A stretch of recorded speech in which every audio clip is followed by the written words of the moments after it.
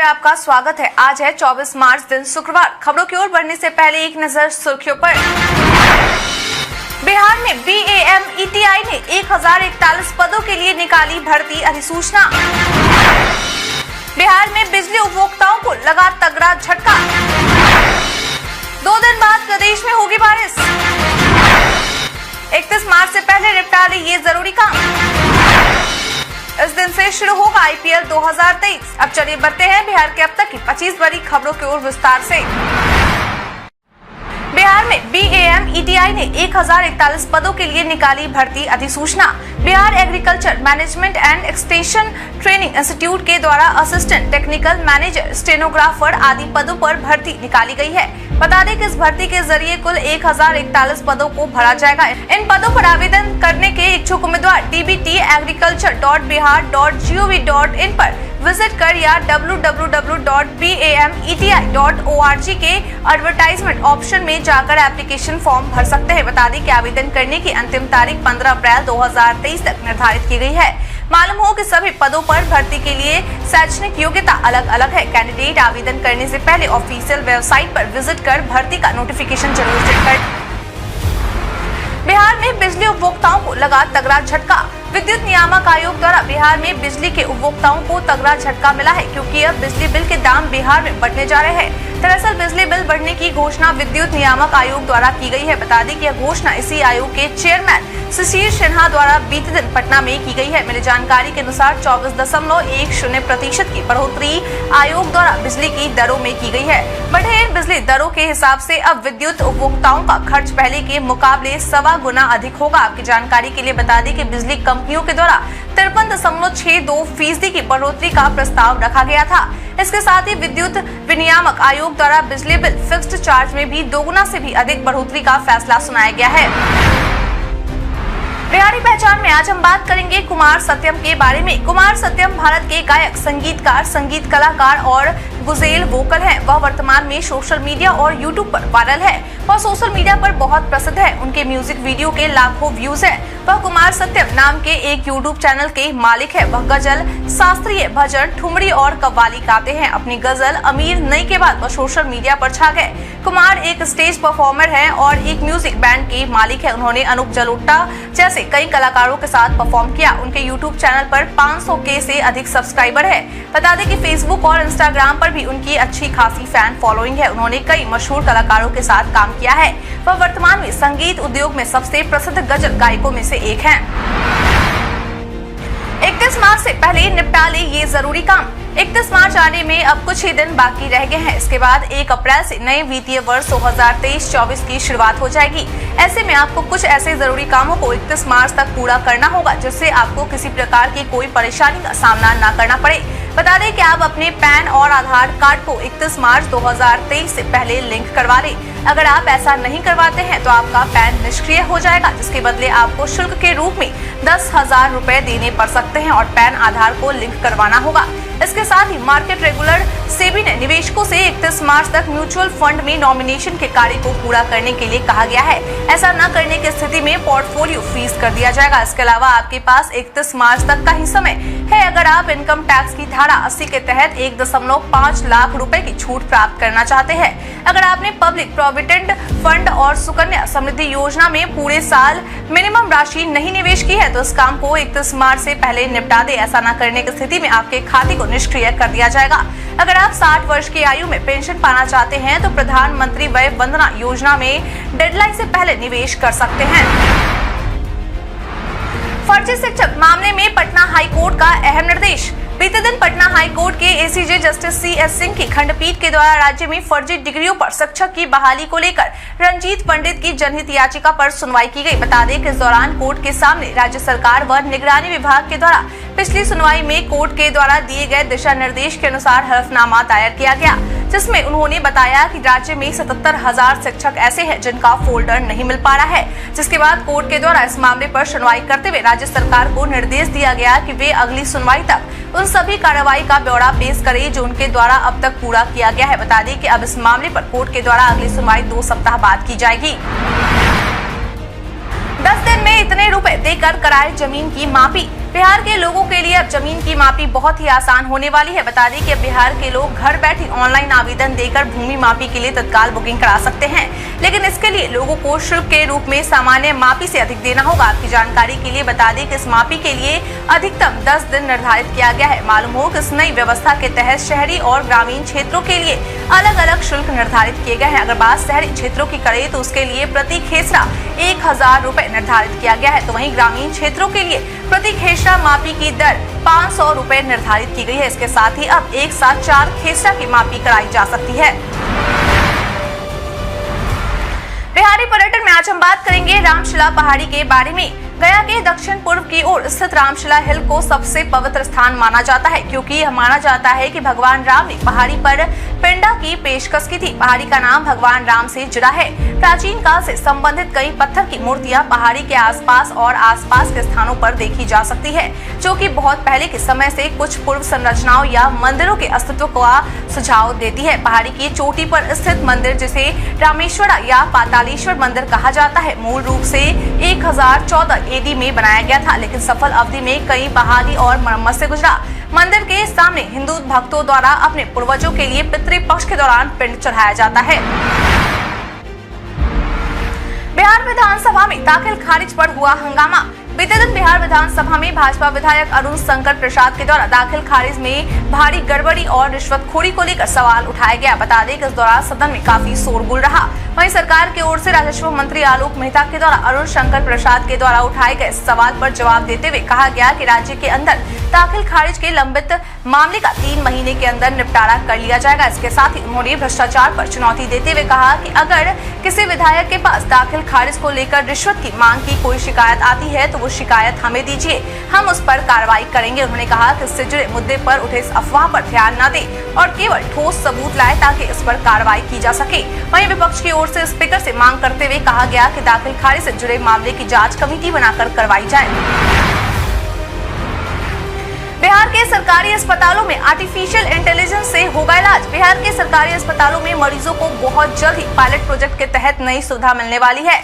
बता दें कि अब राज्य के सरकारी अस्पतालों में मरीजों की जांच और किडनी, लिवर और कैंसर सहित सभी प्रकार की जटिल सर्जरी मशीन और सॉफ्टवेयर के इस्तेमाल से की जाएगी। हालांकि यह सुविधा अभी स्वास्थ्य विभाग की ओर से राज्य के 5 अस्पतालों में ही उपलब्ध करवाया गया है। बता दें कि राज्य के जिन 5 अस्पतालों में सुविधा को उपलब्ध करवाया गया है उनमें सदर अस्पताल वैशाली, गुरु गोविंद सिंह अस्पताल पटना सिटी, इंदिरा गांधी आयुर्विज्ञान संस्थान पटना मेडिकल कॉलेज और वैशाली जिला का राघोपुर अस्पताल के नाम शामिल हैं। इन सभी अस्पतालों में स्वास्थ्य विभाग की ओर से 5 प्रकार के आर्टिफिशियल इंटेलिजेंस का उपयोग करने वाले पायलट प्रोजेक्ट को हरी झंडी दिखा दी गई है। मालूम हो कि अस्पतालों में आर्टिफिशियल इंटेलिजेंस की शुरुआत होने से किसी भी प्रकार की सर्जरी को बहुत ही आसानी से पूरा किया जा सकेगा।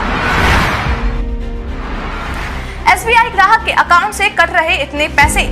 हम में से कई लोग ऐसे हैं जिनका account state bank of India में है। स्टेट बैंक ऑफ इंडिया में जिन ग्राहकों का अकाउंट है उन्हें हाल में ही एक नोटिफिकेशन मिला है। अचानक एक नोटिफिकेशन के जरिए पता चला कि 206 रुपए और 5 पैसे बिना किसी ऑथराइजेशन के, यानी आपके सहमति के बिना ही अकाउंट से काट लिए गए हैं। अगर ऐसा आपके साथ भी हुआ है तो परेशान होने की जरूरत नहीं है।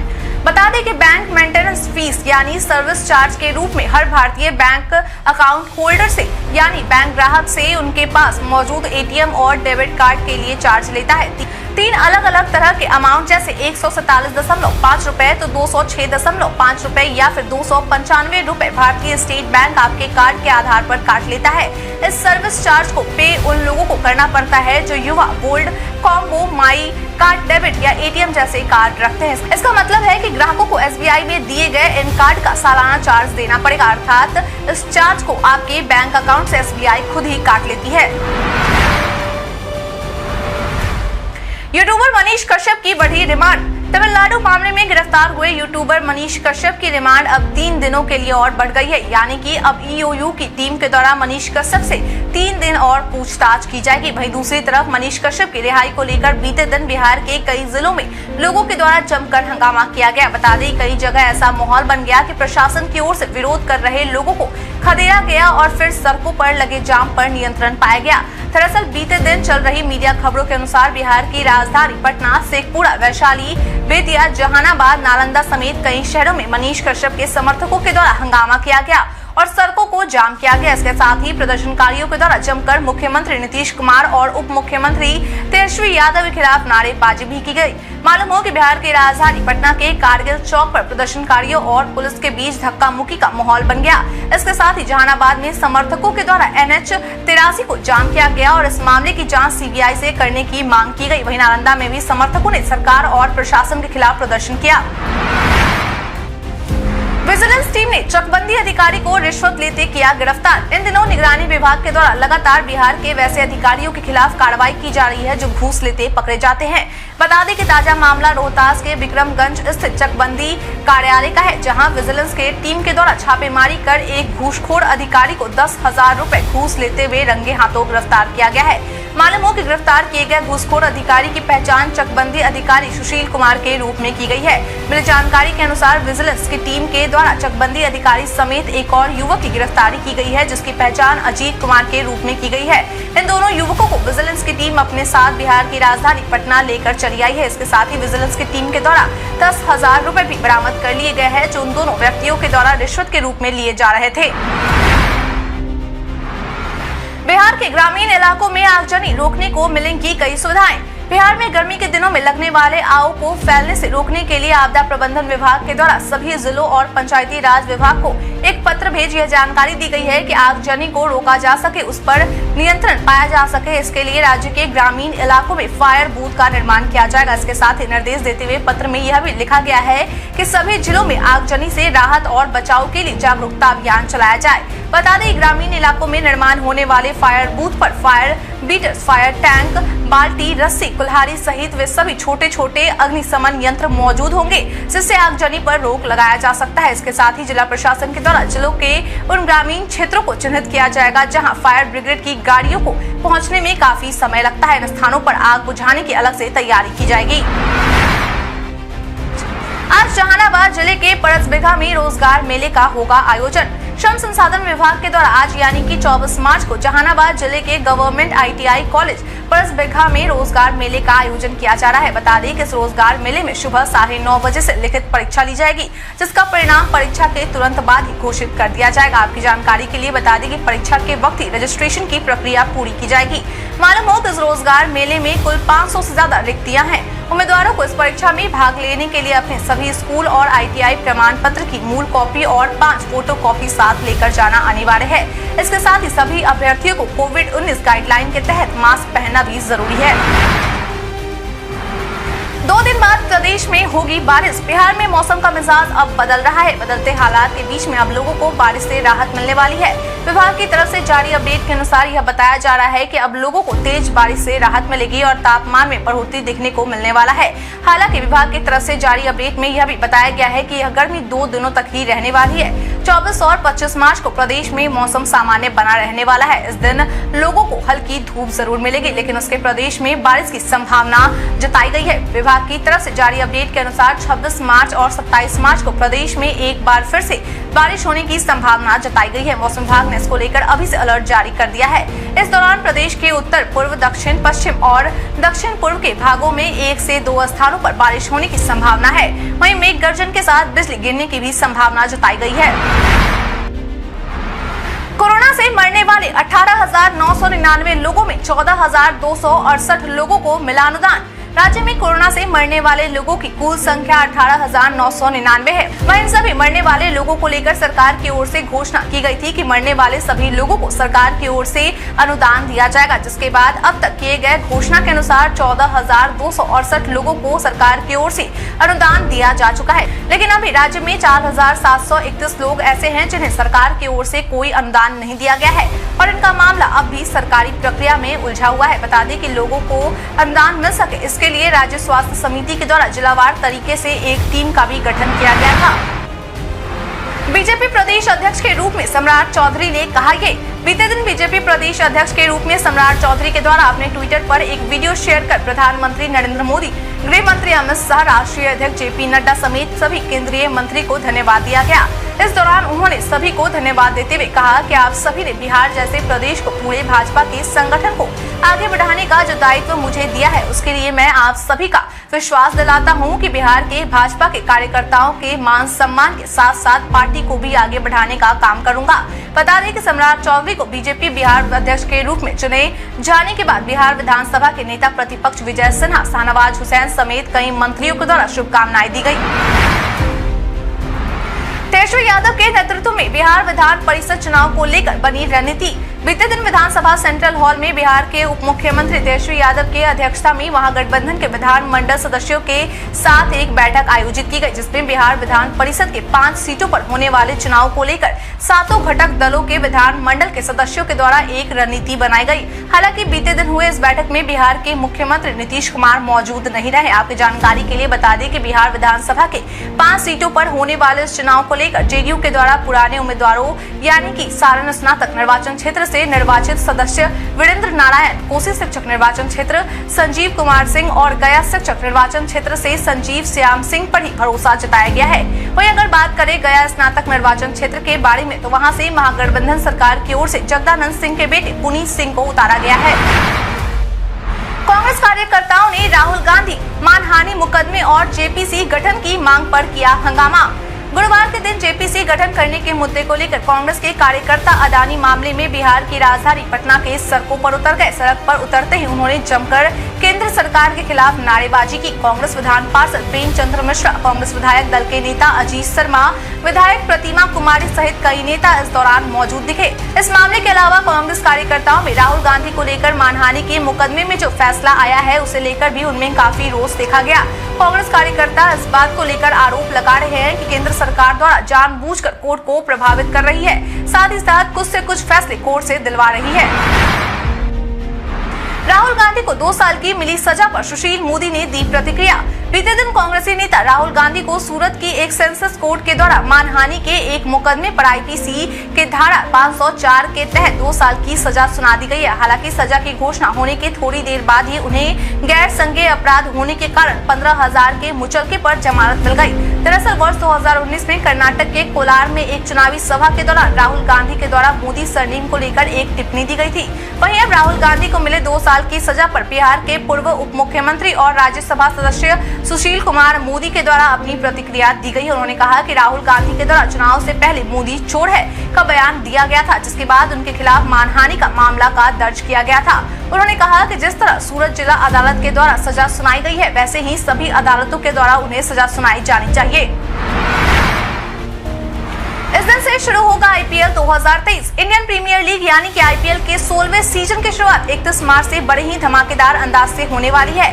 बता दें कि सीजन का पहला मैच गुजरात जायंट्स और चेन्नई सुपर किंग्स के बीच अहमदाबाद के नरेंद्र मोदी स्टेडियम में खेला जाएगा। बता दें कि आईपीएल 2023 का आखिरी मुकाबला 21 मई को खेला जाएगा। मालूम हो कि आईपीएल का 16वां सीजन 12 जगहों पर खेला जाएगा, जिसमें कुल 70 मैच खेले जाएंगे। वहीं 70 मैचों में 18 डबल हेडर शामिल होंगे। बता दें कि आईपीएल के ये सभी मैच जिन 12 स्थानों पर खेले जाएंगे, उनमें अहमदाबाद, मोहाली, लखनऊ, हैदराबाद, बेंगलुरु, चेन्नई, दिल्ली, कोलकाता, जयपुर, मुंबई, गुवाहाटी और धर्मशाला के स्टेडियम शामिल है।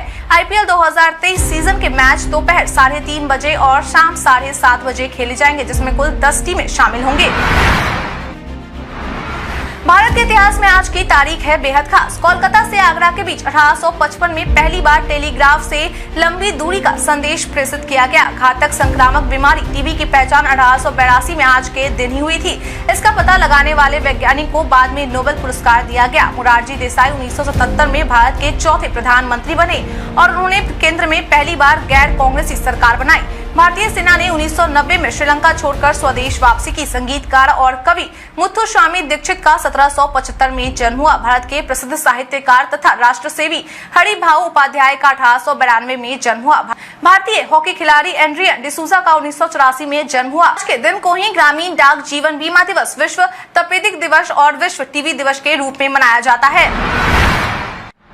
वायरल खबर में आज हम बात करेंगे इंडियन गैस एजेंसी की डीलरशिप के बारे में। सोशल मीडिया पर कई सूचनाएं वायरल होती है, लेकिन सभी सच हो ये जरूरी नहीं है। इसी कड़ी में आज हम बात करेंगे इंडियन गैस एजेंसी की डीलरशिप के बारे में। दरअसल पीआईबी ने अपने एक ट्वीट में लिखा है कि IOCL के नाम से जारी एक फर्जी पत्र में इंडियन गैस एजेंसी की डीलरशिप के लिए पूर्व अनुमोदन देने का दावा किया जा रहा है और KYC दस्तावेज मांगे जा रहे हैं। पीआईबी ने अपने ट्वीट में आगे लिखा है कि इंडियन OLCL ने यह पत्र जारी नहीं किया है। प्रामाणिक जानकारी के लिए कृपया IOCL.com पर जाएं। इस तरीके से अब डेस्कटॉप पर करें व्हाट्सएप वीडियो या ऑडियो कॉल। अगर आप भी डेस्कटॉप पर व्हाट्सएप के माध्यम से वीडियो या ऑडियो कॉल करना चाहते हैं तो यह खबर आपके लिए है। दरअसल हाल ही के एक ब्लॉग पोस्ट में मेटा ने कहा है कि विंडोज वाले इंस्टेंट मैसेजिंग ऐप व्हाट्सएप को एक नए फीचर्स के साथ नया लुक मिला है। मेटा ने कहा कि हम विंडोज के लिए एक नया व्हाट्सएप ऐप पेश कर रहे हैं जो तेजी से लोड होगा और ऐप के मोबाइल वर्जन के समान इंटरफेस के साथ आएगा।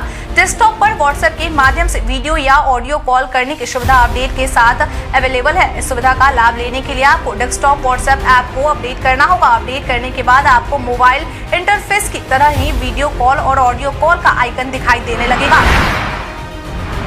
कोरोना वायरस को लेकर स्वास्थ्य सचिव ने दी जानकारी। देश में एक बार फिर से कोरोना से जुड़े केसों का मामला बढ़ते जा रहा है। बता दें कि इसी को लेकर बीते दिन केंद्रीय स्वास्थ्य सचिव राजेश भूषण के द्वारा जानकारी देते हुए बताया गया कि देश भर में अभी कोरोना के सक्रिय मामले 7,600 हैं। वहीं अगर रोजाना कोरोना से जुड़े मामलों के सामने आने की बात करें तो रोजाना औसतन 966 मामले सामने आ रहे हैं। इसके साथ ही उन्होंने यह भी जानकारी दी कि पूरे विश्व में कोरोना से जुड़े 94,000 मामले सामने आए हैं। केंद्रीय स्वास्थ्य सचिव का कहना है कि हमारे देश से विश्व के 1% मामले आ रहे हैं, लेकिन वहीं अमेरिका और रूस से 19% और 12.6% मामले सामने आ रहे हैं। उन्होंने बताया कि देश के जिन 8 राज्यों से कोरोना के सबसे ज्यादा मामले सामने आ रहे हैं उनमें महाराष्ट्र, गुजरात, केरल, कर्नाटक, तमिलनाडु, दिल्ली, हिमाचल प्रदेश और राजस्थान के नाम शामिल हैं। सम्राट चौधरी को बीजेपी का नया प्रदेश अध्यक्ष बनाए जाने से पार्टी को मजबूती मिलेगी या नहीं? आप अपना जवाब हमें हमारे कमेंट सेक्शन में लिखकर जरूर बताएं। आज के लिए इतना ही। बिहार के तमाम खबरों के साथ बने रहने के लिए देखते रहें बिहार न्यूज।